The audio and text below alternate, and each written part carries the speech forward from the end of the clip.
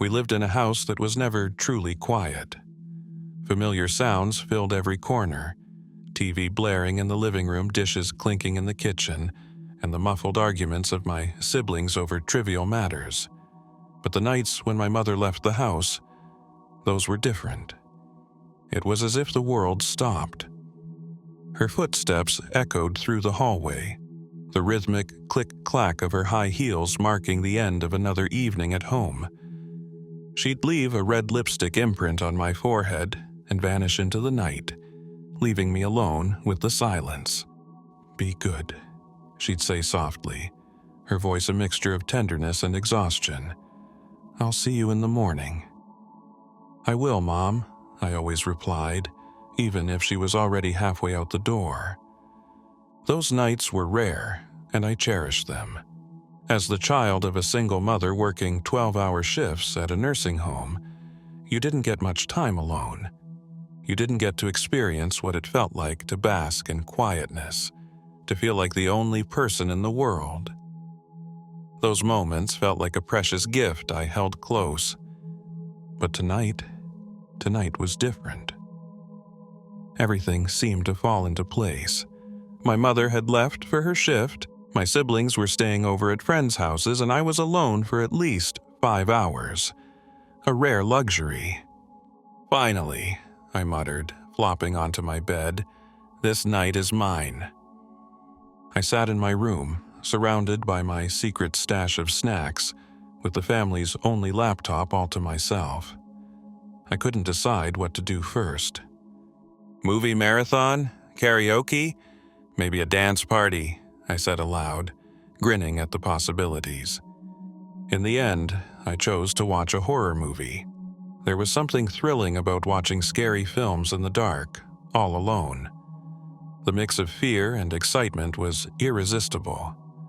I turned off all the lights to set the mood, my heart racing as the opening credits rolled. The glow of the laptop screen cast eerie shadows on the walls, amplifying the suspense. "This is gonna be so good," I whispered to myself, hugging a pillow as the movie began. I had just reached the 30-minute mark when I heard it, a faint sound of laughter, distant and soft. At first, I thought it was part of the movie, perhaps a background noise I hadn't noticed before. "Weird," I said, pausing the film, but the laughter continued.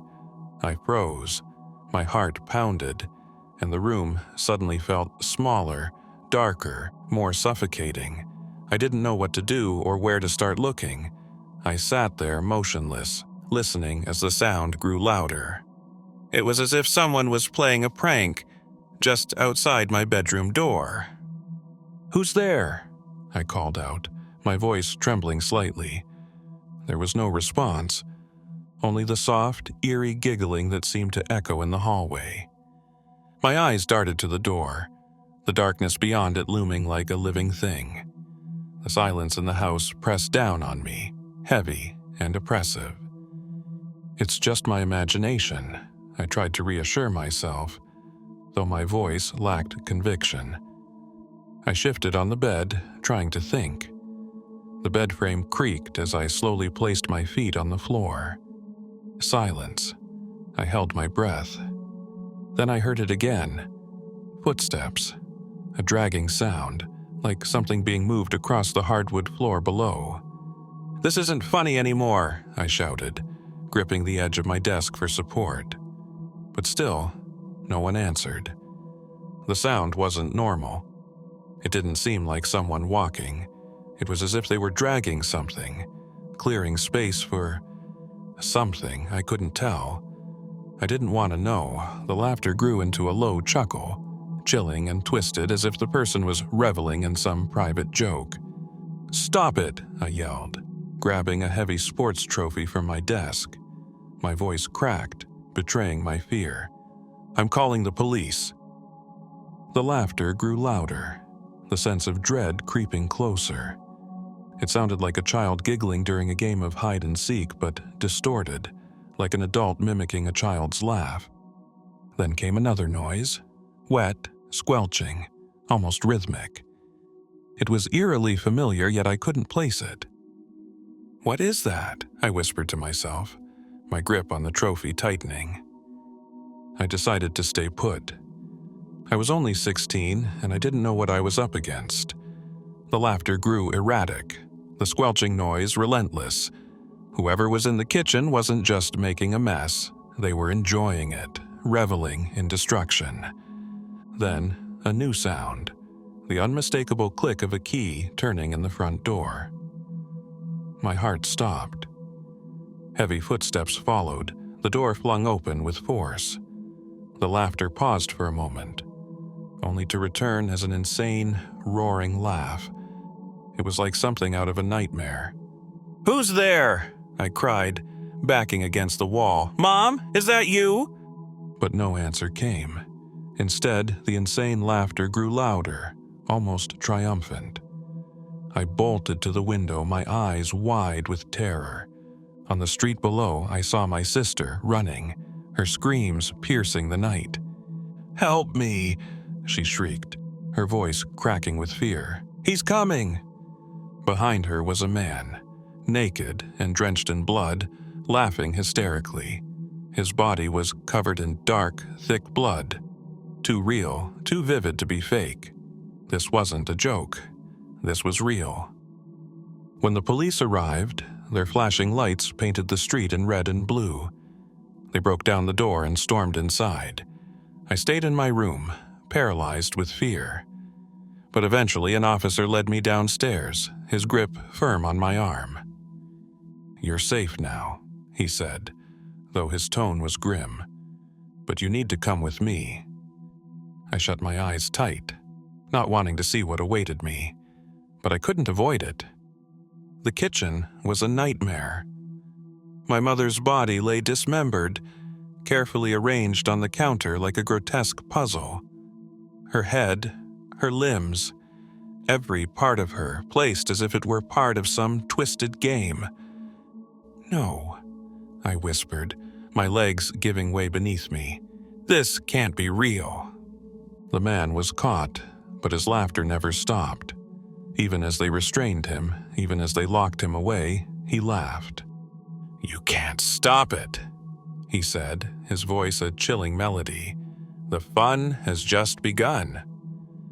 In the courtroom, he laughed, at me, at the tragedy he had caused. "I'll see you again," he said, his gaze piercing through me. "You'll hear me in the silence." I wouldn't be surprised if he's still laughing. Maybe he'll laugh when they strap him to the chair. But for me, his laughter will never fade. It echoes in my mind, a haunting reminder of that night. The last sound I heard as they took him away was his laughter reverberating down the hallway. And I can't help but wonder, was he laughing at us? Or was he laughing at himself?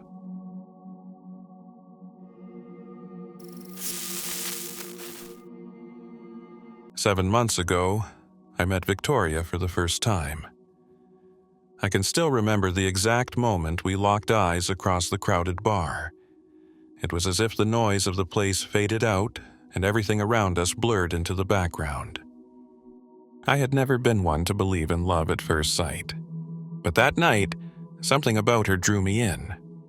She was sitting by herself at the far end of the bar, her eyes scanning the room with a quiet confidence. There was an aura of warmth about her, like she was both approachable and a little mysterious, the kind of person you wanted to get to know better. When I walked over to her, the conversation flowed easily, as if we'd known each other for years, even though it was our first meeting. She had this infectious laugh, and her smile was enough to light up the room. The more we talked, the more I realized that she had all the qualities I'd always dreamed of in a partner. She was intelligent, funny, and incredibly beautiful.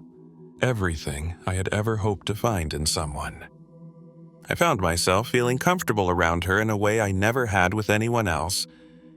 There was an undeniable connection, one that seemed too perfect to be real. As the evening wore on, I found myself thinking about how natural it felt to be with her. We exchanged numbers, and from that night on we kept in touch, our connection growing stronger with each passing day.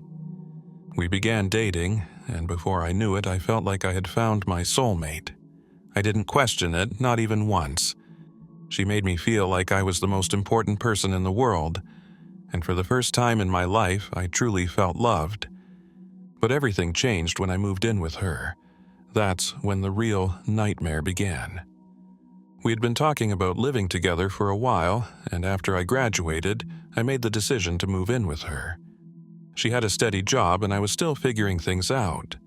It seemed like the natural next step in our relationship. We were in love.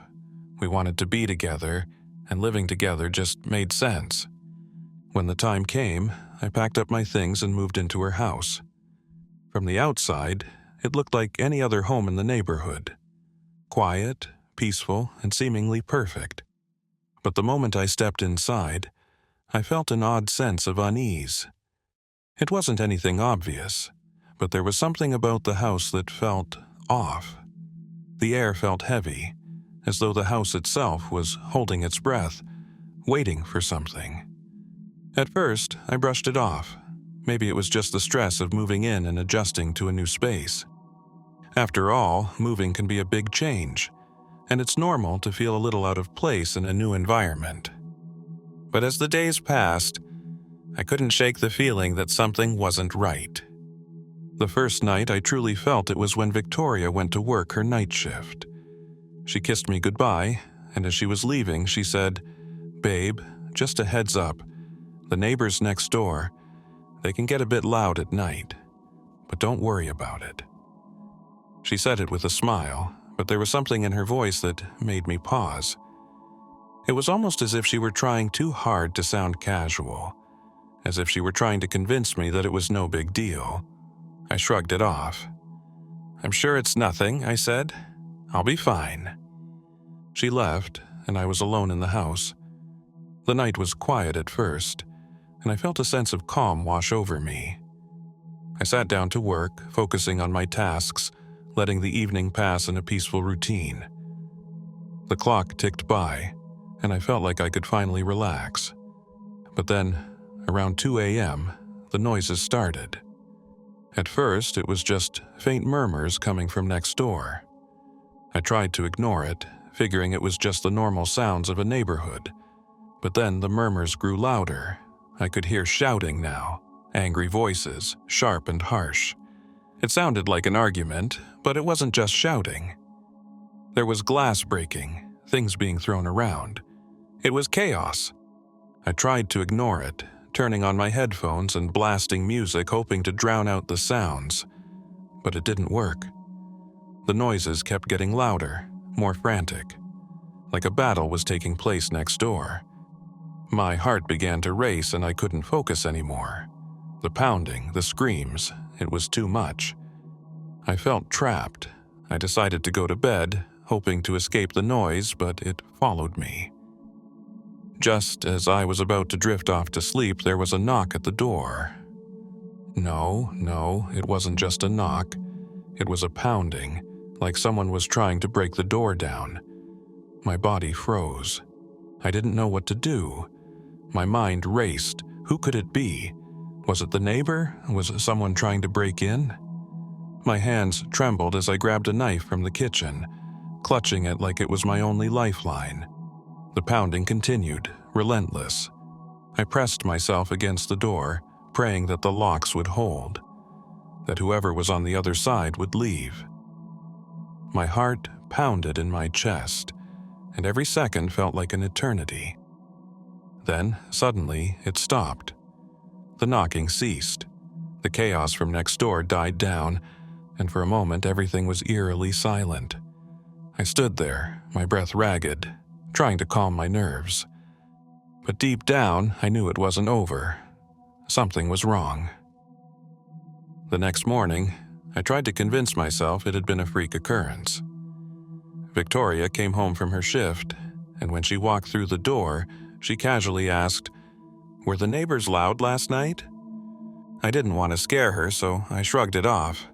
"Nah, it's nothing. Just some noise, you know how it is."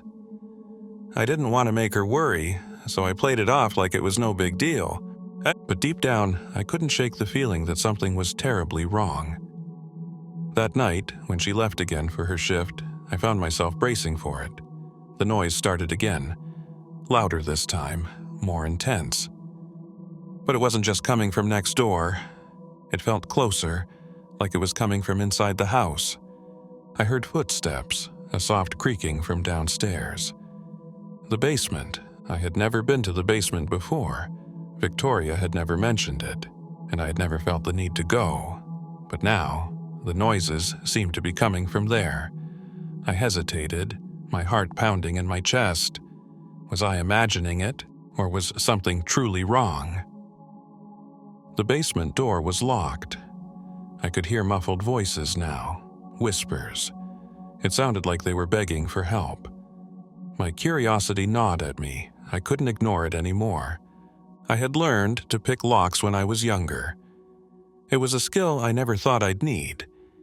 But tonight, it felt like a matter of life or death. I stepped inside, and immediately the stench hit me. The air was thick with the smell of decay, rotting flesh, something putrid and wrong. I felt a wave of nausea rise in my throat, but I forced myself to look. And what I saw made my blood run cold. There were bodies in the basement, piles of them neatly arranged on the cold concrete floor.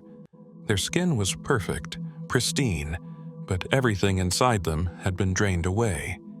They were hollow, empty husks. I recognized them. These men, these young men, my age. They had names written in blood in front of them: Jack, Noah, Michael. They were all exes of hers, victims of something far darker than I could have ever imagined. I couldn't breathe. I felt like I was suffocating, trapped in a nightmare I couldn't escape. And then I saw it. In the corner of the room, there was a jar. Inside the jar was a face, a glowing face. The agony in those eyes was unmistakable. It was a man, his soul trapped in that jar, screaming in silent torment. I stumbled backward, my heart racing. Just as I was about to run, my phone buzzed. I looked at the screen. It was a message from Victoria. "Hey babe, I'm on my way home. Sorry about yesterday. Let's have some fun tonight." I stood there, frozen in place. I knew what was coming. This wasn't a coincidence. The neighbors, the screams, the bodies in the basement. It was all connected. Victoria wasn't the woman I thought she was. She was something far darker, a predator who had been feeding off the lives of others. And now, I was next. I heard her footsteps as she entered the house, slow, deliberate. There was no rush. She knew what she had done, and I knew I was next. But how do you escape someone who has already claimed you? How do you outrun something that has been waiting for you, hidden in the shadows? The truth was clear now. I was just another name on her list. Another victim, soon to be drained, just like the others. And there was no way out.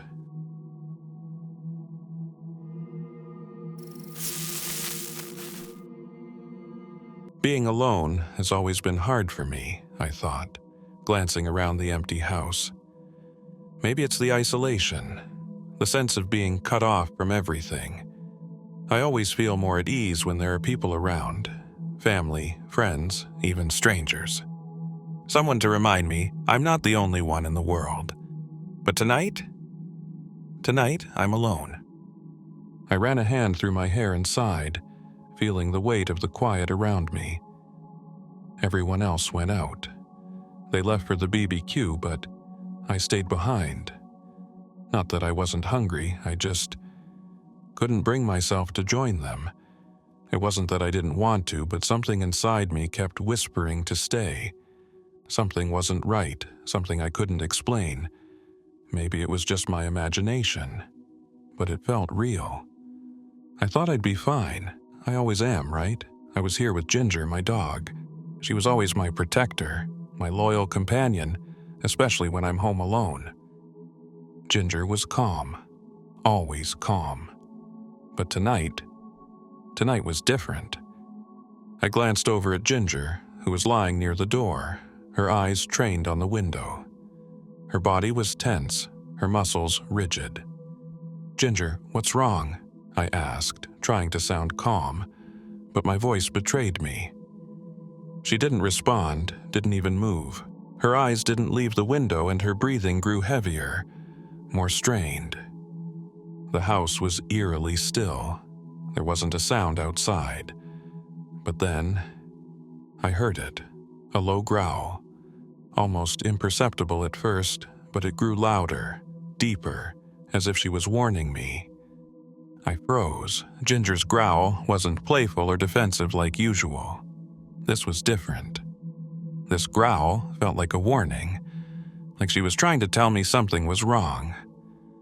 I stepped closer to the window, peering out into the night, my heart pounding in my chest.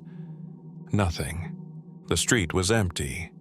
The dim glow from the streetlights barely cut through the thick fog that had rolled in, making the entire neighborhood look like a ghost town. "Come on, Ginger," I muttered under my breath, trying to calm her down. "It's just a jogger. People run around here at night. Nothing to be afraid of." But Ginger didn't stop. She continued to growl, her eyes fixed on something beyond the window, her body bristling with tension. Her low growl turned into a low, menacing whine.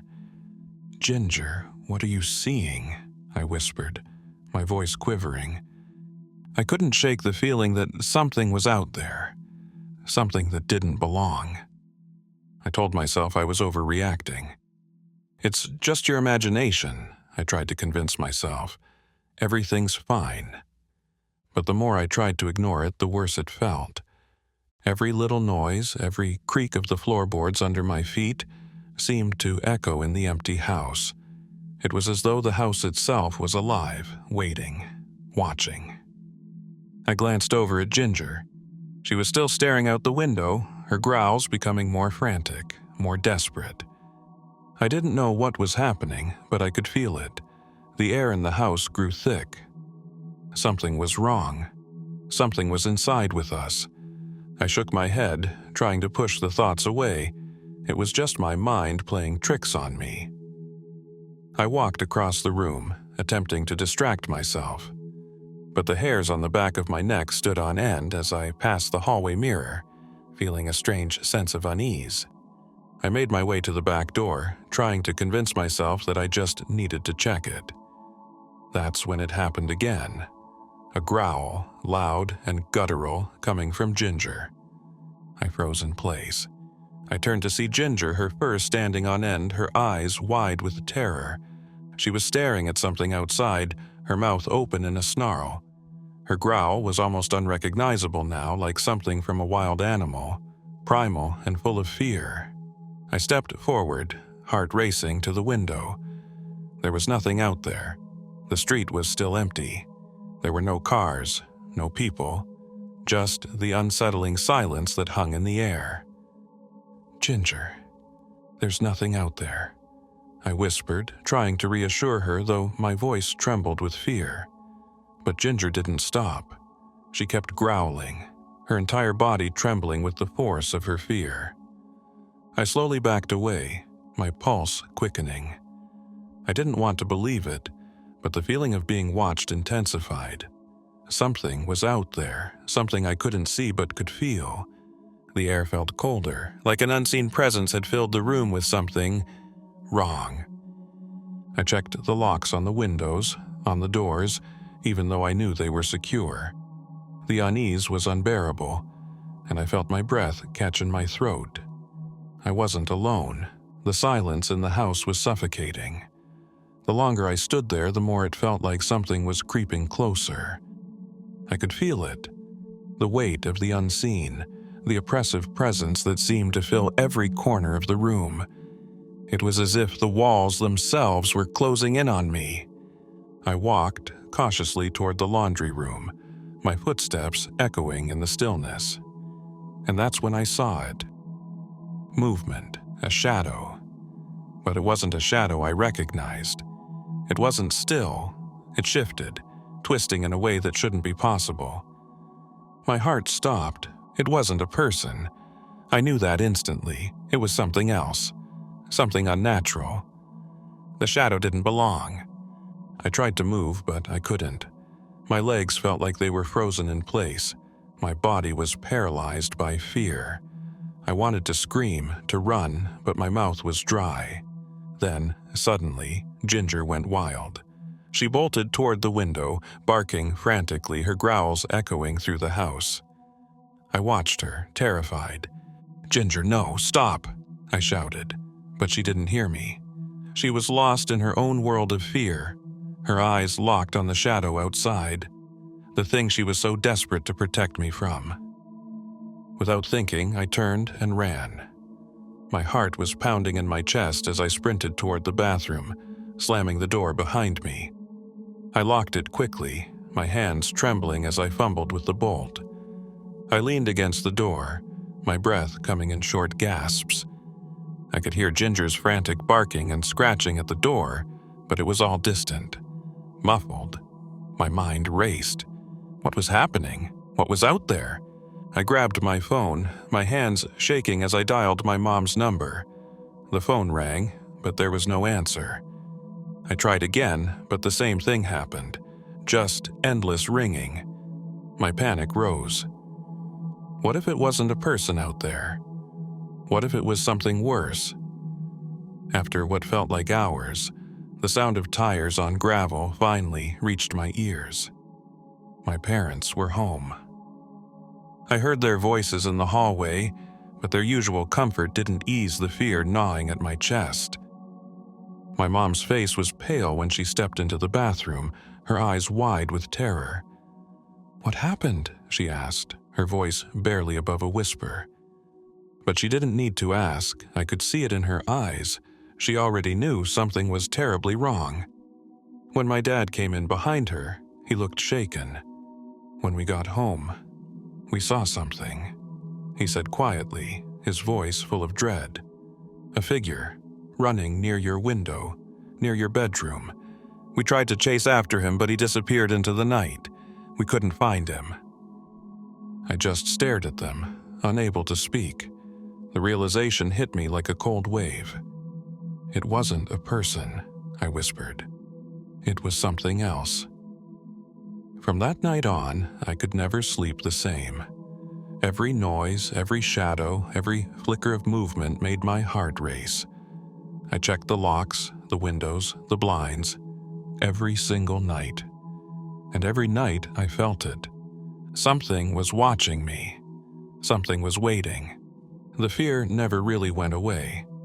Because sometimes the scariest thing isn't the noise you hear in the middle of the night. It's the silence that follows. The silence that tells you something is out there. Something waiting. Watching. Ready. And that thought, that feeling, it will never leave me.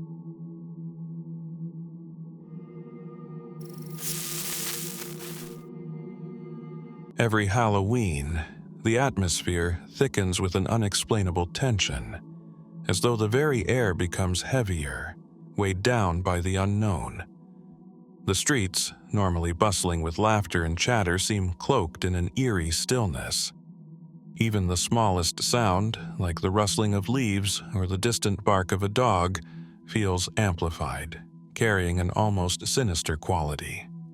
It's a time when even the most rational minds can't shake the feeling that something otherworldly might be at play. That Halloween night, I discovered just how real that feeling could be. It all started with a simple TikTok video. Harmless, right? Just another entry in an endless scroll of content. But it wasn't a prank. Not even close. What happened next still haunts me. Halloween night was supposed to be mine alone. My parents had gone to a costume party dressed as Danny and Sandy from Grease, leaving me in charge of the house. "Behave, don't eat all the candy, and make sure to answer the door for trick-or-treaters," they said as they left. It sounded simple enough. I watched them drive off, their laughter lingering in the air as their car disappeared down the street, leaving me in the silence of our dimly lit home.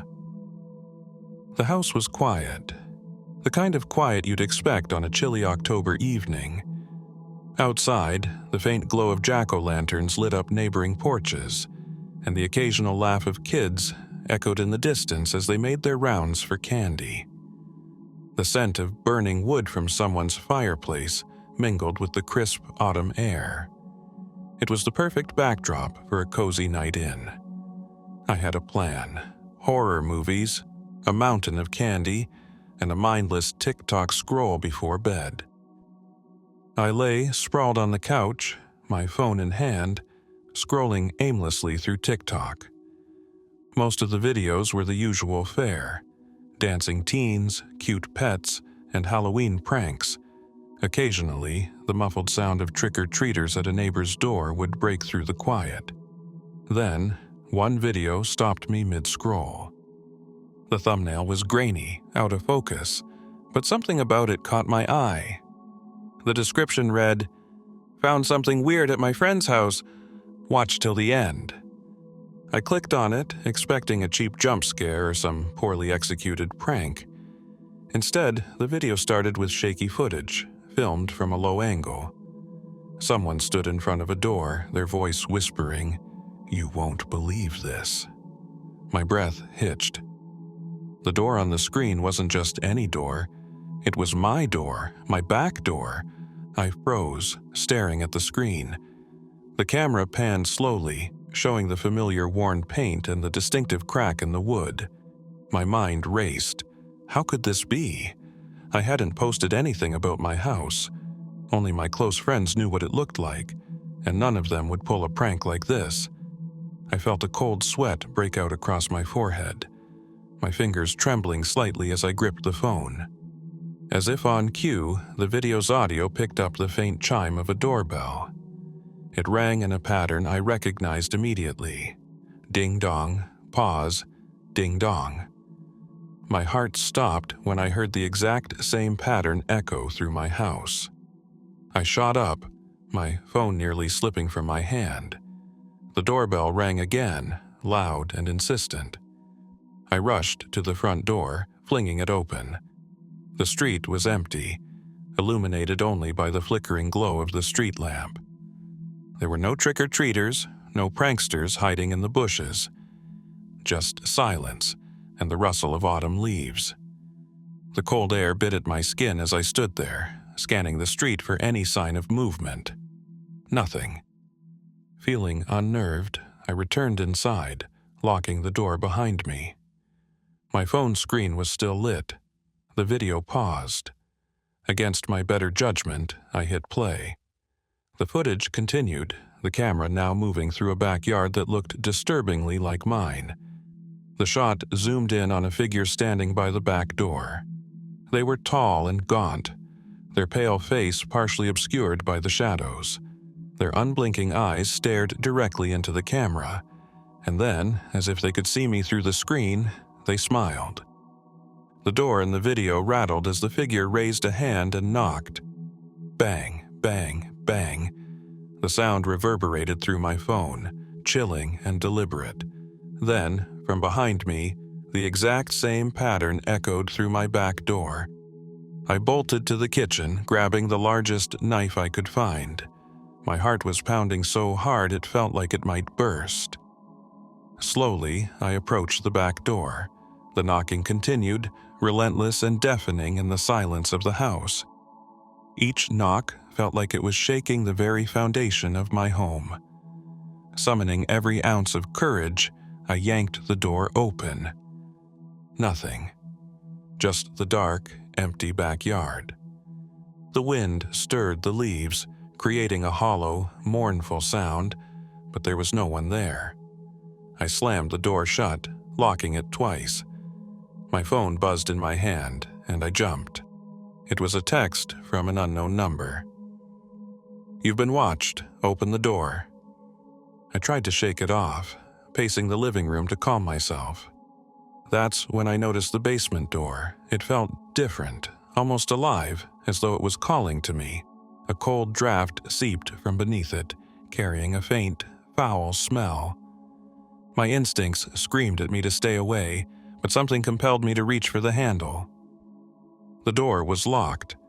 I twisted the lock twice, ensuring it stayed that way, but the uneasy feeling lingered. My phone buzzed again, another text. "You're not safe. Look up." I glanced upward, my breath catching in my throat. The attic door was ajar, the ladder partially extended. A low creak sounded from above, followed by the unmistakable sound of footsteps. Someone was in the attic. I backed away slowly, clutching the knife tightly. My phone buzzed again, but this time I didn't look. My focus was on the attic door, watching for any movement. Then, from the darkness above, a face appeared. The same pale, unblinking face from the video. Its twisted grin stretched impossibly wide, revealing jagged, inhuman teeth. I screamed and ran for the front door. My fingers fumbled with the lock, and just as I threw it open, the lights in the house flickered and died. Darkness swallowed everything. I don't remember much of what happened next.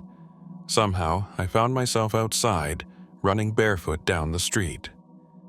Neighbors' lights blurred past as I sprinted, adrenaline the only thing keeping me upright. I didn't stop until I reached a nearby gas station, collapsing in a heap under its harsh fluorescent lights. The police didn't find anything unusual at my house. No signs of forced entry, no evidence of anyone in the attic. My phone, however, refused to turn on, its screen stuck on the final frame of the TikTok video. The figure's leering face. To this day, I still can't explain what happened.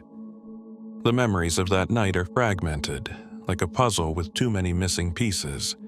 Every so often, though, I hear it again, the faint chime of a doorbell in the dead of night, that same haunting rhythm. I never open the door anymore. I've moved to a different house, a different town, but the feeling of being watched lingers. I've deleted TikTok, smashed the phone that recorded the events, and even considered therapy. But nothing erases the creeping dread that seeps in when I think about Halloween night.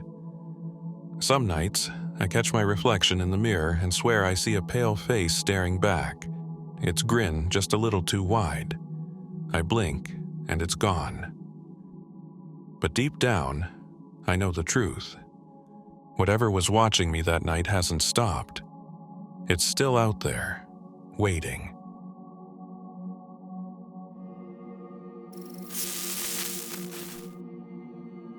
It's funny how something so small, something so innocent, can slowly drive you to madness. A simple joke, a knock-knock joke.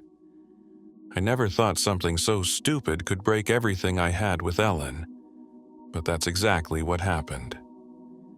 It all began one night at exactly 3:27 a.m. The time, I'll never forget it. Ellen and I had always been close. We grew up together in a small town where nothing much happened, the kind of place where the loudest sound was the wind rustling the trees. Ellen was my constant. We were best friends before we were anything more. Through high school, through college, through everything, she was there.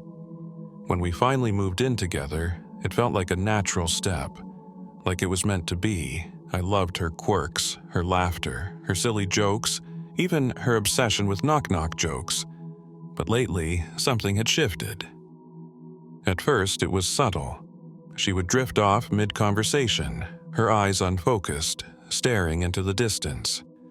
Or she'd chuckle to herself as if she'd heard something only she could hear. I thought maybe she was stressed. Work, life, the usual things. But I was wrong. One night, I woke to the sound of her voice. A soft whisper in the dark. Knock, knock. I blinked, groggy and disoriented. The room was dark, the faint glow of the alarm clock casting eerie shadows on the walls. 3:27 a.m. Ellen was sitting up in bed, her back unnaturally straight. Her face was pale, her eyes wide and unblinking, staring at the far corner of the room. "Ellen," I mumbled, my voice thick with sleep. "What's going on?" She didn't respond, didn't even glance at me. Her lips curled into a thin smile, but it wasn't warm or familiar. It was a stranger's smile. "Knock, knock," she repeated, her voice hollow and detached. I tried to play along, desperate to shake off the unease creeping into my chest. "Who's there?" She turned to me, her face inches from mine. Her breath was icy cold, sending a shiver down my spine. "Not me," she whispered. "So don't answer the door." The words hung in the air like a curse. My heart raced as I stared into her unblinking eyes. "Ellen," I stammered, trying to find my voice. Are you sleepwalking?" But she didn't reply. She just lay back down, her body rigid, her eyes still open as if she were watching something or someone that I couldn't see. The next morning, she didn't remember any of it. When I brought it up, she laughed, brushing it off. "You must have been dreaming," she said, her usual warmth returning for a moment. But her laughter didn't ease my fear. Something was wrong. That night, I stayed awake, waiting, watching. When the clock hit 3:27 a.m., I held my breath. Knock, knock. Her voice sliced through the silence like a knife. She was sitting up again, her posture unnaturally straight, her face pale in the moonlight. "Ellen?" My voice trembled. Knock, knock. The room grew colder, the kind of cold that seeps into your bones. "Who's there?" I whispered, barely audible. She smiled again, that unnatural, mask-like smile. "Not me," she said. "So, don't answer the door." And then, the knocking began. 3 sharp, deliberate knocks echoed through the house, making my heart leap into my throat. I froze, staring at Ellen. She didn't move, didn't flinch. Her smile stretched wider, almost grotesque. "Who's there?" I managed to croak. Her eyes locked onto mine. "It's already inside." The air felt heavy, suffocating. My chest tightened as fear gripped me. The knocking grew louder, more insistent. And then it stopped. The silence was worse. I could hear my own ragged breathing, the pounding of my heart. The door handle turned, the metallic scrape deafening in the stillness. I wanted to scream, to run, but I couldn't move. The door creaked open, and a shadow spilled into the room.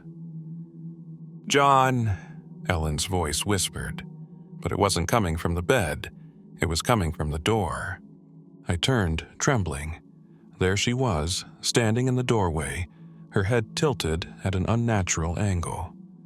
Her eyes were black voids, and her grin, oh God, her grin was too wide, too wrong. "Knock, knock," she said, stepping closer. I scrambled backward, my body screaming at me to run. Her footsteps were slow, deliberate, echoing in the small room. "Who's there?" I whispered, tears streaming down my face. Her laughter was hollow, like a broken music box. "I told you," she said. "It's already inside." The last thing I saw before darkness claimed me was her face, twisted and monstrous, as she leaned in close. I woke up in the hospital. They told me I'd been found on the side of the road, bloodied and delirious. I tried to explain, but no one believed me. They said Ellen had vanished, no trace of her anywhere. But every night at 3:27 a.m. I hear it.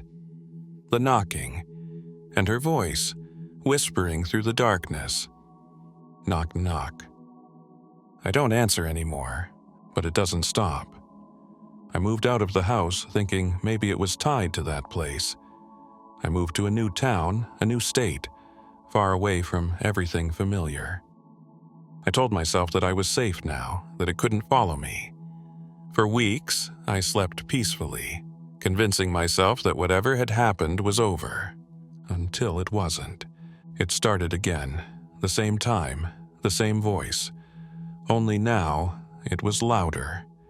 It wasn't just in my dreams, it was in my walls. The knocking would echo through the house, shaking the pictures on the walls, rattling the windows. Every time I checked, there was nothing there. Just silence. But the moment I sat down, the moment I let my guard down, it would start again. Knock, knock. I've tried everything. Salt around the doors, prayers, even burning sage. Nothing works. The knocking only grows louder, more insistent. And Ellen's voice, it's not just a whisper anymore. It's a scream, a guttural, inhuman scream that shakes me to my core. Last night, I thought I saw her, standing at the end of my bed. Her head tilted, her eyes black voids. She didn't say anything this time, but her smile, it stretched so wide I thought her face would split apart. She didn't move, didn't blink, just stared. I don't know how long she was there.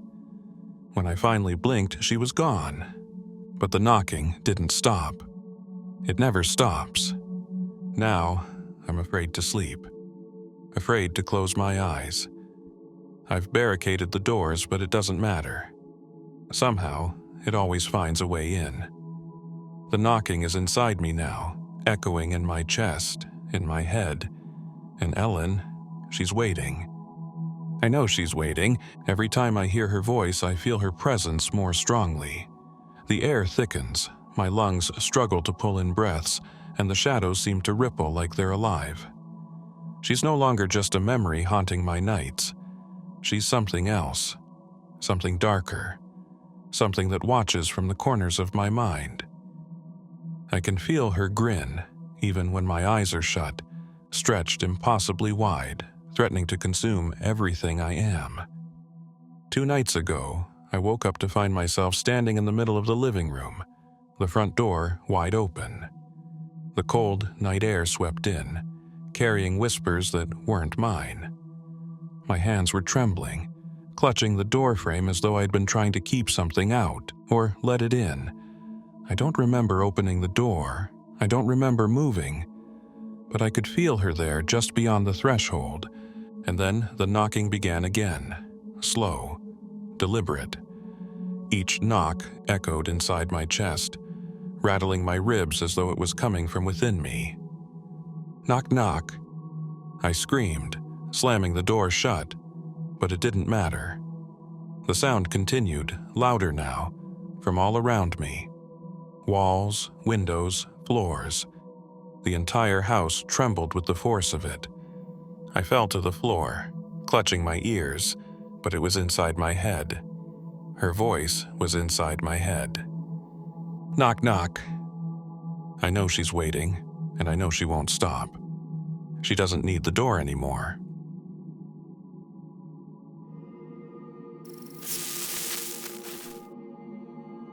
We were supposed to be 5, just 5 old friends, celebrating our high school graduation. A camping trip in the woods, away from the noise of the city, surrounded by whispering trees and a deepening sky. Simple, innocent. I remember the first time we set up camp. Dave, as usual, finished setting up his tent the fastest. He was always so good at it, almost like he had a sixth sense for where the pegs should go. I helped him a little. This camping trip was supposed to be about memories, not work. Dave had been my night shift buddy at the gas station last year. We had spent countless hours together in the middle of the night, keeping each other awake with jokes and strange empty conversations.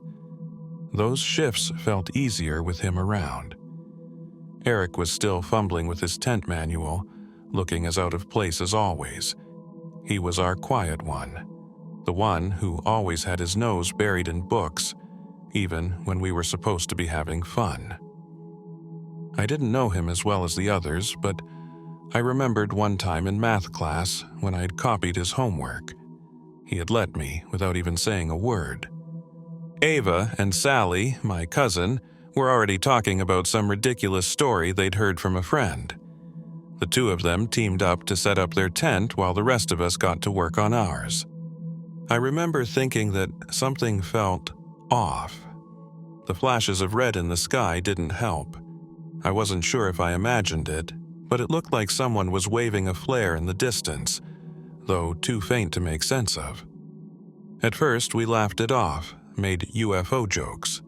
After all, there were 5 of us, no one else, right? Dave dropped the branches into the pit with a loud thud. "All right, firewood's here," he said, brushing his hands off on his jeans. I turned to see 5 chairs. "Hey," I asked, trying to sound casual. "Did anyone bring extra chairs?" Ava frowned. "No, why would we? These things are heavy." "Yeah, we barely squeezed all this stuff in," Sally added, gesturing to the overstuffed car parked a few yards away. "Then why are there 5? I pointed. The firelight flickered against the empty seat, making it seem occupied. "Did someone grab one from the car?" Eric adjusted his glasses nervously. "I didn't," he said quickly. "I've been here the whole time." "Me too," Ava added, her voice tense. Dave glanced around. "Maybe we just miscounted," he said, though his tone lacked conviction. The air grew heavy, stifling. "Who started the fire?" I blurted out, breaking the silence. Ava froze mid-sentence. "Wasn't it you?" she asked cautiously. I shook my head. "No, I thought it was already going when I got here." Sally shrugged, her expression uneasy. "I didn't touch it.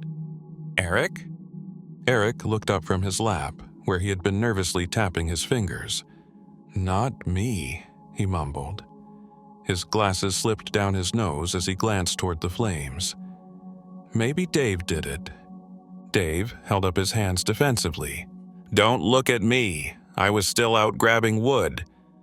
Sally's voice cut through the tension. "I think the person behind you did it." I spun around so fast I nearly toppled over. My flashlight beam illuminated nothing but the endless stretch of trees, their silhouettes swaying gently in the wind. No one. "What are you talking about?" I hissed, turning back. "There's no one there." Sally's face was pale, her hands trembling. "I swear I saw someone right there." Dave stepped closer to her. "Sally, you're freaking us all out. There's nobody here but us." Eric's voice was shaky. "How many of us are here?" Ava scoffed nervously. 5, obviously. Eric shook his head. "But it doesn't feel like it." "There are 5, I whispered, though the words felt hollow. My head throbbed as I scanned the group. Dave broke the silence. "Enough! Let's pack up and get out of here." We scrambled to gather our things, the forest closing in with every passing second. As we hurried, Ava tripped over a root, crying out in pain. "My ankle!" Sally knelt beside her. "It's okay, I've got you. We'll catch up." Dave grabbed my arm, his grip firm. "We have to keep moving, now." "We can't just leave them," I protested. "We don't have a choice," he said grimly. "Look." Behind us, shadows moved, tall, unnatural shapes that seemed to pulse and shift. A low, rustling sound surrounded us, growing louder. "Run!" Dave shouted. We sprinted through the woods, branches clawing at our faces and legs. Ava's scream echoed sharp and raw, followed by an eerie silence. "Sally! Ava!" I yelled. But there was no response. Dave didn't stop, pulling me forward. His face was pale, eyes wide with terror. We reached the car and threw ourselves inside. My hands fumbled with the keys as I started the engine. We sped off, the tires kicking up gravel. Dave was gasping for breath. "We're okay now. We made it." But when I glanced in the rearview mirror, my blood turned to ice. "Dave," I whispered, my voice trembling. don't look back." "Why?" he asked, his voice rising. "There's someone in the back seat." His head whipped around. There it was, a shadowy figure sitting silently, its eyes glowing faintly in the dim light. The air grew colder, and a faint whisper filled the car. "There are only 5 of us," I choked out. "But now, there are 6. The silence stretched unbearably as Dave and I sat frozen. The figure in the back seat shifted slightly, its glowing eyes locking onto me in the mirror. "Who are you?" Dave stammered, his voice breaking. No response, only the soft sound of breathing. Or was it the wind? It was hard to tell anymore. I gripped the steering wheel tightly, my knuckles white. "We have to keep driving. Don't stop, no matter what." Dave nodded shakily. What if it does something?" "We'll deal with it," I said, though my voice lacked conviction. The car's headlights pierced the darkness, illuminating the narrow forest road. Every shadow seemed alive, writhing and twisting in the corner of my vision. The figure in the back seat remained still, watching. "It's not human," Dave whispered, barely audible. "It can't be." "I know," I replied, my voice trembling. "But what is it?" Suddenly, the figure leaned forward. A low, guttural voice filled the car.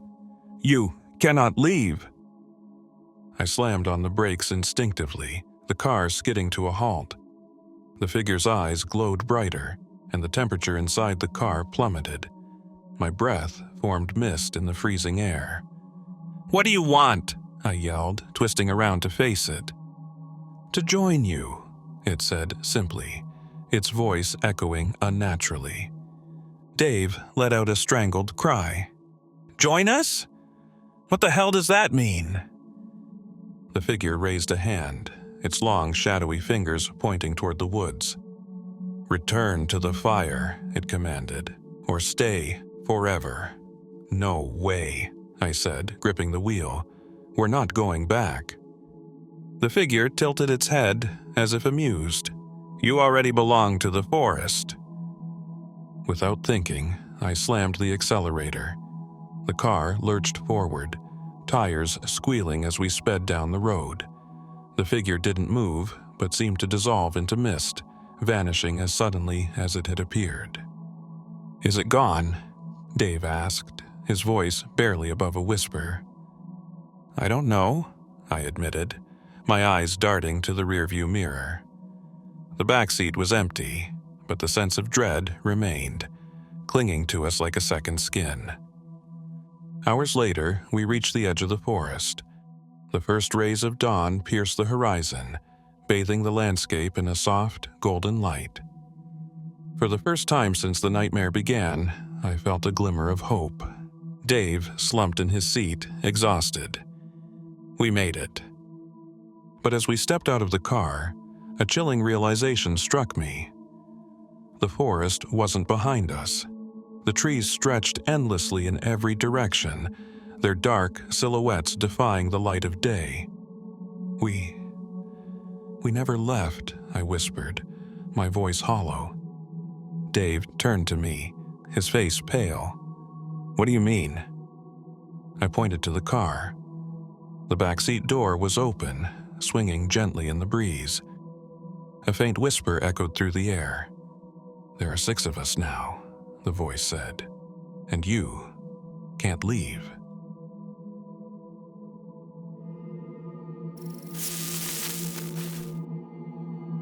Have you ever felt like unseen eyes were fixed on you, piercing through the walls of your home? Or heard a knock echoing through the stillness of the night, only to find no one there? Sometimes what we brush off as paranoia isn't paranoia at all. It's something darker, something waiting. This is my story, the night that terror taught me to never stay home alone again. I've always considered myself a skeptic, someone grounded in logic and reason. Ghosts, supernatural entities? Those were the stuff of campfire tales or late-night horror flicks. Sure, I'd flinch at sudden noises or feel uneasy after a chilling story, but deep down, I never truly believed. My family, on the other hand, was different, rooted in traditions and age-old superstitions. They spoke of shadowy figures, whispered warnings about unspoken rules, and shared tales meant to chill the blood. To me, they were just fables, until the night I discovered how wrong I was. Growing up in a big family, I'd hear all kinds of sayings. Don't come straight home from a funeral without washing your hands. Or, if you drop a fork, expect a visitor. Silly, right? That's what I thought too, until the night that changed everything. A few years ago, my family moved into a cramped but strangely comforting apartment. The kind of place where the walls seemed to whisper secrets, and every corner held an unexplainable shadow. The highlight, though? A small garage space out front, unused, as we didn't own a car. My dad's old friend, a woman with a peculiar intensity in her gaze, requested to install a security camera there. Just to keep an eye on the street, she said with a faint, almost nervous smile. We nodded in agreement, brushing off the unease that lingered in her voice, thinking it was harmless. We couldn't have been more wrong. That night, my family went out, leaving me alone to work on my college thesis. Before heading out, they gave me the usual reminders. "Lock the door," Mom said firmly. "Close the windows," Dad added, jingling his car keys. "And don't answer the door for anyone," my younger sister chimed in with a playful smirk. Their words felt routine, almost dismissive. I waved them off, masking my unease with a forced smile, eager for the solitude I thought I wanted. As the door shut behind them, a strange quiet settled over the house. The kind of silence that makes your ears strain for any sound, no matter how small. I tried to shake off the discomfort, convincing myself it was just the weight of an empty house. But quiet wasn't what I got. I was deep into my work, the glow of my laptop screen the only light in the room. Hours passed without me noticing. My back ached, and my stomach growled, but I wanted to finish one last section before taking a break. That's when I heard it. Knock, knock. At first, it was so soft I almost thought I imagined it. Then a voice followed. "Can I come in?" "Who's there?" I called out, my voice trembling. It was a woman's voice, light and polite, but something about it felt wrong. My first instinct was to check the surveillance monitor. Nothing. The gate outside was locked, the chain secure. The area in front of the door was empty. A chill surged through my body like icy fingers tracing my spine. My grandmother had always been peculiar about her knocks. Whenever she approached a door, she'd declare, "It's me, a person," as if reassuring whoever, or whatever, was on the other side that she was harmless, human. I used to laugh at it, thinking it was one of her quirky, old-world habits. But in that moment, the silence where her familiar words should have been felt deafening, like a warning I had failed to heed. The room grew colder, and with each unanswered knock, a primal fear clawed its way up my throat. The knocking grew louder, the voice sharper. "Can I come in?" "Go away," I shouted, trying to sound braver than I felt.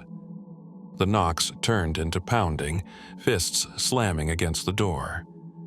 The wood creaked, the hinges groaned, and it sounded like the door might give way.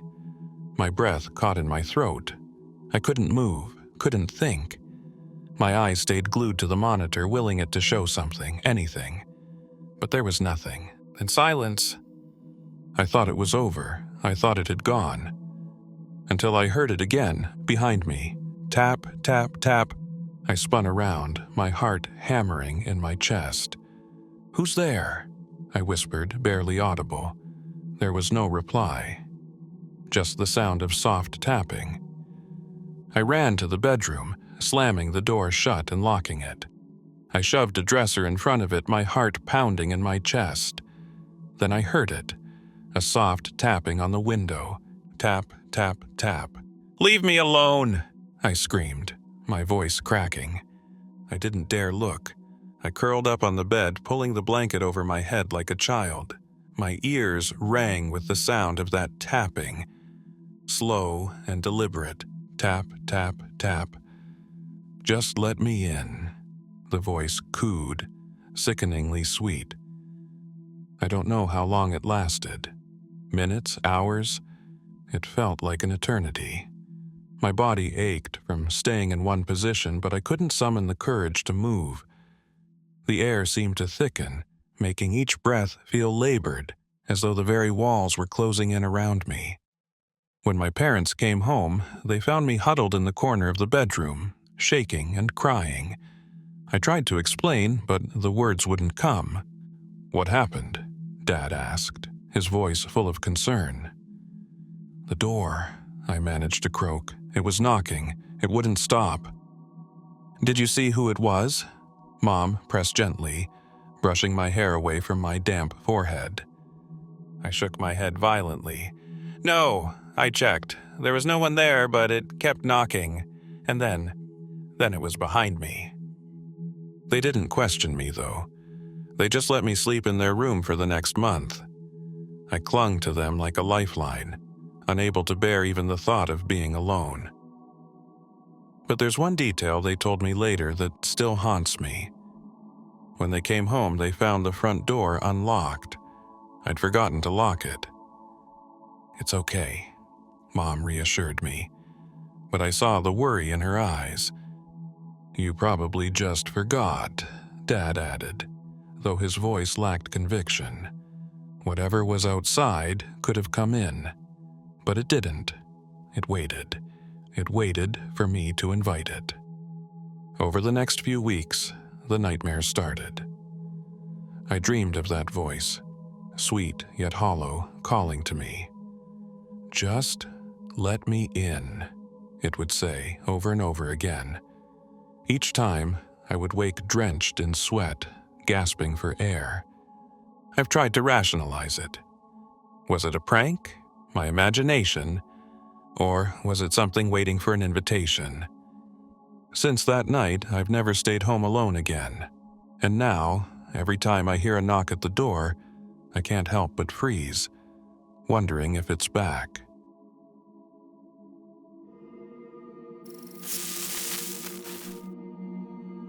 It was December 3rd, 2006, a night when the Colorado winter swallowed every sound. The chill seeped into every corner of the house, and I felt an inexplicable unease, as if the silence itself carried a hidden weight. It wasn't just the cold. It was the kind of stillness that made you question what might be lurking beyond its quiet veil. The streets lay blanketed under a suffocating layer of snow, and the air carried an eerie silence that made the world feel like a fragile snow globe. At 13, I was left in charge of my younger siblings, Georgie and Kate, while our parents were out. What started as an ordinary evening soon spiraled into the stuff of nightmares. The evening began innocuously. Georgie, always a quiet and introspective boy, sat by the window, his gaze distant, lost in some unseen world. His small fingers occasionally drummed against the windowsill as though tapping out a silent rhythm to thoughts he couldn't express. There was an intensity in his stillness that felt out of place, as if he were listening to something beyond the reach of my understanding. Kate, with her lively demeanor, was preoccupied with her coloring books, her giggles occasionally filling the otherwise silent room. I tried to focus on homework, but the heaviness in the air was distracting. Something felt off, though I couldn't place what it was. Georgie's gaze seemed to follow something unseen, as though shadows danced in the corner of his eyes, and the feeling set me further on edge. "Georgie, what are you looking at?" I asked, breaking the silence. He turned to me slowly, his expression unreadable. his eyes glinting with something that felt out of place, almost otherworldly. "No more knocking," he murmured, his voice barely above a whisper. A chill skittered down my spine. "What knocking?" He pointed to the frost-covered window. "On the glass." I froze, staring at him for a moment before approaching the window. Curious and uneasy, I peered outside. The yard lay still, cloaked in snow, but there were footprints. They started at the edge of the yard and ended just outside the house. Too large to belong to a neighbor, they sent a jolt of fear through me. I opened the window to peer out further, the icy wind biting my cheeks, carrying a deep, unnatural stillness. No sound, no movement. Just the unbroken quiet of a winter night. Even the distant hum of the nearby highway seemed swallowed by the night, leaving only the eerie footprints as a testament to something's presence. The footprints led me to the edge of the yard, but disappeared abruptly, as if whoever had made them had vanished into thin air. My breath caught, the cold air slicing through my lungs as I stared at the untouched snow beyond. A prickling sensation crept up my spine, the kind that whispered you were being watched even in the emptiness. My heart began to pound as I bolted the doors and checked every window, assuring myself and my siblings that we were safe. But then came the knock, soft at first, like a polite tap, then louder, insistent. It was the kind of knock that demanded attention, each thud reverberating through my chest. My heart hammered as I turned to face the window, my breath fogging the glass as I leaned in.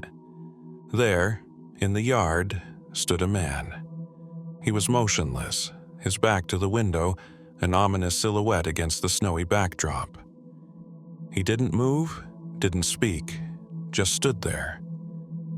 I couldn't tell if he was looking at the house or at me, but the presence was suffocating, like a predator toying with its prey. "No more knocking," Georgie repeated, his voice trembling now, a note of fear creeping in. His small frame seemed to shrink further into himself, and he wouldn't meet my eyes. The knocking intensified, spreading to different windows around the house. Each knock felt like a taunt, daring me to act. I herded Georgie and Kate into the basement, the only place I thought we could be safe. The creaks and groans of the house felt amplified in the suffocating silence, as if the walls themselves were whispering our doom, and then a loud bang. The front door slammed open, the sound reverberating through the house like a cannon shot. Peering up the basement stairs, I saw him. He stepped inside, slow and deliberate, his tall frame casting a grotesque shadow across the walls. The knife in his hand gleamed menacingly in the moonlight, catching every flicker of movement, and his face was partially obscured by the brim of a tattered hat. His deliberate movements, almost predatory, sent a fresh wave of terror coursing through me as he seemed to savor the hunt, his eyes scanning the room with a chilling calm. He moved as though he had all the time in the world. His eyes scanned the room, cold and calculating, and then locked onto the basement door. My breath caught in my throat as his steps creaked closer. Each footfall felt like an accusation, louder than any sound should be in the oppressive stillness of the house. "We have to go," I whispered, trying to mask the panic in my voice. I helped Georgie and Kate climb out through the tiny basement window. The cold stabbed at us as we waded through the knee-deep snow, the icy wind howling like a distant predator. The man's footsteps crunched behind us, steady and relentless. He didn't run, he didn't need to. His chilling voice rang out in the night, high-pitched and distorted, calling out as if mocking us, daring us to keep running. We reached Mrs. Garland's house, banging on the door until she let us in. Breathless and terrified, I couldn't explain what had happened, the words caught in my throat. She called the police while we huddled together in the safety of her home. When the officers arrived, They searched the house and found him in the basement, unconscious. But the nightmare didn't end there. The police revealed that the man was part of a cult, one that believed in dark rituals. They had targeted Georgie for reasons they wouldn't fully explain, claiming he was pure. Though they caught the man, the cult's other members remained unaccounted for. Questions hung in the air, unanswered, like shadows that refused to dissipate. Days turned into weeks, but the unease lingered. Georgie never spoke of that night again, retreating further into his quiet world. I couldn't shake the sense that we were still being watched, the sensation of unseen eyes crawling over our skin. The snow eventually melted, but the memory of that night remained, a haunting chill that refused to fade. Sometimes, late at night, I still hear the knocking, soft and persistent, echoing in my dreams. It's as if the sound carries a hidden message, a reminder of the cold terror that once enveloped us. When I close my eyes, I can almost feel the icy wind biting at my cheeks and the suffocating dread pressing down on my chest. Even in the quiet warmth of my room, the memory clings to me, making every shadow feel alive, every creak of the house a potential return of the nightmare. And I wonder if the silence is a warning, not a reprieve. And I wonder if they're out there waiting for another chance, watching, waiting, somewhere in the cold, silent dark.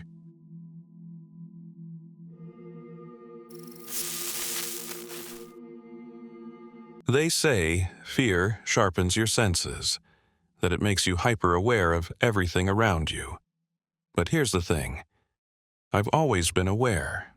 I know the risks of walking home alone at night. Especially for someone like me, a young woman, it's practically an invitation for disaster. I know anything could happen, okay? I get it. But life doesn't always give you a choice. I live in what you'd call a safe area. The kind of place where people don't lose sleep wondering if they lock their doors. It's so uneventful, in fact, that I've stumbled home drunk plenty of times only to find my keys dangling in the lock the next morning. No one worried. Nothing bad ever happened here until a few months ago. That's when it started. A darkness settled over our peaceful town, one that crept into every corner.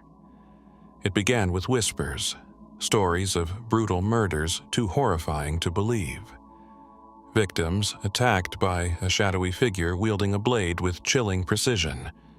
The violence was like something from a nightmare, the kind that doesn't end when you wake. These weren't just murders, they were something more. People weren't just killed, they were obliterated, their very humanity erased. At first, it seemed distant, like something from a ghost story whispered around campfires. But then, the bodies started showing up closer, sometimes multiple in one night, and always in ways that felt personal, calculated. And what made it worse? These attacks didn't happen in shadowy alleys or abandoned buildings. They happened to people living their ordinary lives. Walking home after work, visiting friends, grabbing a snack at the store. Most were just steps away from safety when the darkness reached out and pulled them into its grip. The town grew quieter, as if it were holding its breath. Streets that once felt warm and inviting now loomed like mazes designed to trap you. Every shadow stretched too far, every rustling leaf carried whispers of dread. People stopped walking alone, their hurried glances over their shoulders betraying the terror they tried to hide. The silence wasn't comforting anymore. It pressed down on you, thick and suffocating, like the calm before an unspeakable storm. Even the air felt wrong, heavy with an invisible threat that made your skin crawl and your heart race without reason. This new reality made me more cautious. I'd started carpooling with coworkers after late-night shifts. After all, I work as a bartender, so late hours are unavoidable. But last night was different. I wasn't leaving work, I was leaving my ex-boyfriend's house. We'd had another fight. Same old story, his jealousy, his possessiveness, but this time, it escalated. His eyes were wild, unhinged, and for a moment, I thought he might do more than just yell. Instead, he grabbed my phone, shattered it against the wall, and shoved me out the door. The lock clicked behind me, sealing me outside in the suffocating darkness.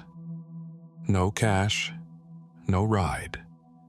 Just me, the cold pavement, and a 15-minute walk home, through streets that felt alive with unseen eyes watching my every move. I thought about knocking on a neighbor's door.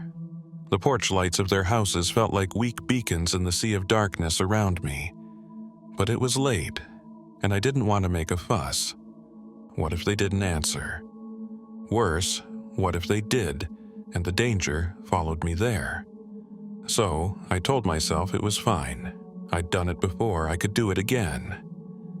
But the air felt different tonight, thicker, charged with something unexplainable. What were the chances tonight would be the night everything changed? But as I walked, the killer consumed my thoughts. His victims weren't chosen by logic or pattern. There was no method, only madness. Men, women, tall, short, there was no trait to avoid, no rule to follow that could protect you. That lack of predictability made it worse. Even the strongest had been reduced to bloodied husks, their cries unheard in the suffocating silence of the night. The stories of their final moments swirled in my mind, vivid and grotesque. I imagined the flash of a blade, the sickening sound of flesh yielding, and their desperate final gasps. The thought settled over me like a shadow, suffocating, as I realized, if they stood no chance, what hope did I have? That's when it hit me. A realization so cold it felt like ice spreading through my veins. This wasn't about hatred. It wasn't revenge or rage fueling the bloodshed. This killer didn't target a type, didn't follow a pattern. He killed because he loved it. The thrill of the hunt, the symphony of terror in his victim's final screams, it wasn't enough to end a life. He wanted to consume it, to drown in the chaos he created, savoring every second of their pain. This was no ordinary monster. This was a predator who found joy in destruction. I was halfway home when I heard it. Footsteps, quick, purposeful.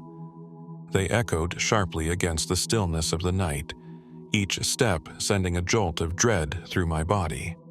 My heart sank as cold fear gripped me, making every hair on my neck stand on end. Slowly, I turned to look. A man, draped in black, emerged from the shadows. He wasn't running. Not yet. But his movements were deliberate, calculated. There was something in the way he walked, something predatory, as if he enjoyed watching my terror grow with every step he took closer. I didn't think. I just ran. My house was only a couple blocks away, but his footsteps crashed into the silence, relentless and unyielding, each one louder and closer than the last. Panic blurred my vision as the world around me seemed to twist and distort, shadows elongating unnaturally. I risked a glance back, and in that split second my foot caught on the uneven pavement. I fell hard, my palms scraping against the cold, jagged ground. The sound of his approach grew deafening, each step like the toll of a bell, heralding my doom. I scrambled to my feet, my body shaking uncontrollably, the cold bite of fear more powerful than any pain. Blood dripped from my palms, streaking the pavement where I had fallen. My legs felt weak, but something primal took over. I could hear him behind me, his footsteps deliberate, almost taunting. My vision tunneled as I surged forward, lungs burning with every gasp of icy air. The world around me blurred, the shadows twisting into grotesque shapes, but all I could focus on was the pounding rhythm of his pursuit and the terrifying certainty that he was closing in. The next thing I remember is waking up in bed, naked, hungover.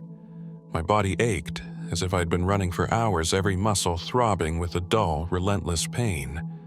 My hands were filthy, dried mud and something darker caked under my nails. I stared at them, the faint metallic scent of blood lingering in the air. The sheets beneath me felt damp and cold, as if they'd absorbed the terror of the night before. I thought it was over. I'd made it home. But the scratches on my arms, the bruises blooming across my skin, whispered otherwise. But then I saw it. Another body had been found. On the same street I'd been running down last night. The report described the victim in chilling detail, their body twisted unnaturally, as though they'd fought until the very last second. The injuries were horrific, deep gashes that left the figure barely human. My stomach churned as I imagined the scene, blood pooling beneath lifeless limbs, a silent testament to the savagery of the night. And the worst part? It was so close to where I'd been. Too close. I don't remember much of what happened after I started running. The adrenaline was overwhelming, drowning out every rational thought. My mind is a haze of fractured images. Shadows closing in, my own ragged breaths echoing like a death knell, and the sensation of something slick and warm on my hands. Maybe it was the alcohol clouding my memory. Or maybe it was something darker, something I'm too afraid to confront. Somehow, I'm alive, my body trembling and bruised. But someone else? They're not just dead. They're gone, erased in a violent chaos I can barely comprehend. I should feel lucky, shouldn't I? Grateful I made it out alive? But every time I close my eyes, I see those shadows again, looming, twisting. The cold air still clings to my skin, and the faint metallic scent of blood feels like it's permanently etched into my senses. All I can think about is how close I was to being the next victim. Or maybe I wasn't the only victim last night. Maybe something followed me home, something worse than fear itself. What really happened last night? I guess I'll never know. The fragmented images that haunt my mind only raise more questions. The cold gleam of a knife, the distorted shadows closing in, and the overwhelming scent of blood. They feel too vivid, too real. Maybe, just maybe, the truth is something I don't want to face. Because if I do, I might not survive knowing it.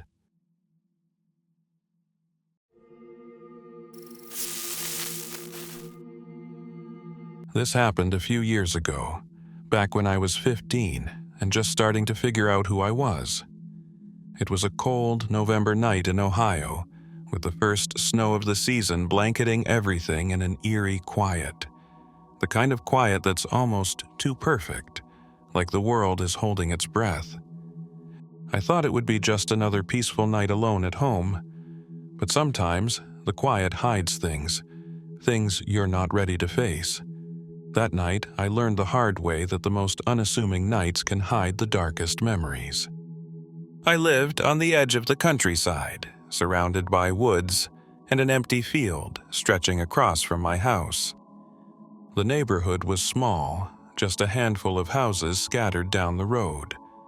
To my left was an elderly couple, quiet that night, no family visiting. To my right, a middle-aged couple who were out working their usual night shifts. Further down, a family with a sweet little girl who loved playing with my younger brother. My parents were out, enjoying a rare night to themselves, and my brother was at a friend's house. For the first time in ages, I had the house entirely to myself. This happened a few years ago, back when I was 15 and just starting to figure out who I was. It was a cold November night in Ohio, with the first snow of the season blanketing everything in an eerie quiet. The kind of quiet that's almost too perfect, like the world is holding its breath. It was just after 11 p.m. when I heard it. Smack. Smack. Smack. The sound was sharp, deliberate, cutting through the calm like a blade. My heart seized in my chest, my breath caught in my throat. This wasn't from the game or the TV. It was too real, too close, as if the house itself was whispering a warning to me.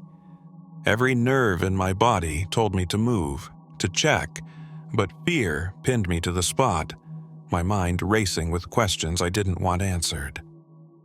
I turned around and lifted the blinds, my hands trembling slightly. The yard lay undisturbed, blanketed in pristine snow.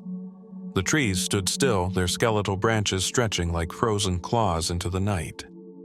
The silence outside was suffocating, almost unnatural, as though the world itself was watching and waiting. My pulse raced, hammering in my ears, but I forced myself to breathe, to rationalize. Maybe it was snow sliding off the roof or a gust of wind. That had to be it. But as I let the blinds fall back into place, I couldn't shake the feeling, like unseen eyes were boring into me from the darkness. Still, the unease clung to me like a shadow I couldn't escape. It felt alive, pressing against my chest, whispering doubts and fears I didn't want to confront. Every creak of the house, every groan of the wind, seemed to carry a hidden message, a warning I couldn't decipher. My hands were clammy, trembling slightly as I moved to the office. Maybe a game or video would help drown out the noise in my head. Maybe it would chase away the feeling that something, or someone, was watching me. It worked, for a while, but then, about 30 minutes later, the sound came again. This time, from the window right beside me. It was deliberate, sharper, like a knock meant to taunt me. My stomach churned violently, my throat tightening as if unseen hands were gripping it. My palms grew clammy, and every inch of my body screamed to stay still, to not look. But I couldn't help myself. Slowly, I turned toward the window, my breath hitching as I felt the weight of something. Someone, out there, watching. Pretending wasn't an option anymore. Whatever it was real, and it was close. I grabbed the first things I could think of, a flashlight to pierce the darkness, a knife to keep whatever was out there at bay. My hands shook uncontrollably as I wrapped my fingers around the cold steel of the blade, its weight both comforting and terrifying. Every step toward the window felt like an eternity, each creak of the floorboards beneath my feet amplifying the suffocating silence. My breath came in shallow gasps, and my heart thundered so violently I was convinced whoever was outside could hear it, taunting me from the shadows. As I crept closer, every instinct screamed for me to stop, to turn back, but I had to know. I had to see what was lurking in the darkness. That's when I saw them. Footprints, impossibly light yet unnervingly deliberate, pressed into the snow. They formed a path from my window toward the woods, each step more haunting than the last. My breath hitched, and a cold chill clawed its way up my spine. These weren't the tracks of an animal, and no random passerby would tread so silently. My fear hardened into something colder, sharper, dread. Someone had been here. Someone had been watching me, and they were still out there, waiting in the darkness. I called my mom, struggling to keep my voice steady. She listened quietly before replying, her voice calm but firm. "Lock the doors. If it happens again, call the cops. Stay safe." I locked every door and window, double-checking each one. Each click of a lock felt like a lifeline, but it did little to ease the growing knot in my chest. I barricaded myself in my room, clutching the knife so tightly my knuckles ached. Suddenly, I heard a dog barking outside. The pounding was deafening, echoing through the house like a warning. This time, it wasn't just at the window, it was everywhere. My chest tightened and my whole body went rigid. I wanted to run, but I couldn't move. I called my parents again, barely able to form words. They promised to come home immediately. I stayed locked in my room, gripping the knife so hard my fingers felt like they'd snap. Every second dragged on, the silence between the noises stretching endlessly. The sounds didn't stop. Pounding. Creaking. Whispers I couldn't quite understand. My mind raced, imagining what could be out there, what could happen if I opened the door. When my parents arrived, the house fell silent. Together, we searched every inch of the property. Outside, we found footprints in the snow, deliberate and deep, circling the house and stopping at every window and door. The side door was dented. The wood splintered as though someone had struck it with something heavy. At dawn, my dad followed the tracks into the woods. They led to a small makeshift shelter, hidden deep among the trees. Inside, he found something that still haunts me. Photographs of our house, taken from angles that suggested whoever took them had been watching for a long time. In the center of the shelter was a sledgehammer, splinters of wood embedded in its head. The tracks disappeared onto a road beyond the field, leaving no clue as to where they'd gone. We never found out who it was or why they came. For years, the mere thought of being alone at night sent shivers down my spine. Every creak of the floorboards, every whisper of the wind, felt like an echo of that night. Even now, when the dark engulfs the house and silence presses against the walls, I'll catch myself holding my breath, straining to hear what isn't there. The memories never truly fade. That night isn't just a story. It's a shadow that follows me. And sometimes when I hear a faint knock or the scrape of something outside, I'm certain it's come back.